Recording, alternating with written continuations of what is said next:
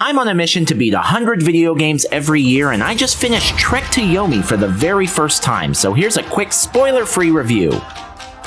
I went into this knowing nothing about it other than the art style, and that was enough to get me interested, but there's a lot more here to love, and a couple little things that weren't so lovable. Let's start with the grainy black and white elephant in the room. I've never actually sat down and watched a Kurosawa film, but from what little I have seen, it sure looks like they nailed the visual presentation. I don't usually go in for those optional retro filters that add CRT scan lines, sepia tones, etc., but the old school film grain that comes by default makes the otherwise unremarkable graphics pop like I never would have imagined. The story gets a lot crazier than what I was expecting, but it still delivers a classic tale of love and revenge straight out of some Shakespearean tragedy, and a few of the more emotional moments hit like a truck. The actual gameplay isn't nearly as perfect as the presentation, but it's still a mostly satisfying experience. Think of it as a simpler, two-dimensional version of Ghost of Tsushima. Between the light and heavy attacks, the various ranged options, and the parry system, the slower combat almost has a Souls-like feel to it, although in general I wouldn't place this in that category at all. Now, most of the problems come along with that 2D aspect. You're stuck on a line the whole time while your enemies can adjust their depth, so I would occasionally lunge forward with my sword only to find that my intended target isn't actually directly in front of me. And since you can't circle your attackers, it was very common to get immediately surrounded and have no quick way to recover. Even something as simple as turning your ass around was overly complicated. Lastly, even at over 2 years old, there are still a few bugs present that really spoil the fun, like sometimes the enemies would just stop attacking and wouldn't start again until I completely restarted the game. So yeah, unfortunately there were a few bumps in the road on my way to Yomi, but the trek itself is still solid enough to make it an easy recommendation if you're in the mood for a modestly sized, challenging action game with an excellent story and outstanding visuals. I rank every game I beat not by objective quality, but by how much I personally enjoyed it, and TREK to Yomi landed at number 18 out of the 101 games I've beaten so far this year, and 108 out of 548 games I've beaten since the start of 2020 when all this began. I always appreciate those of you that take a second to hit that like button if you made it this far, and next up we'll be tackling Gears 5 in preparation for that upcoming Gears of War prequel, so feel free to subscribe if you'd like to know where that ends up on the rankings and why.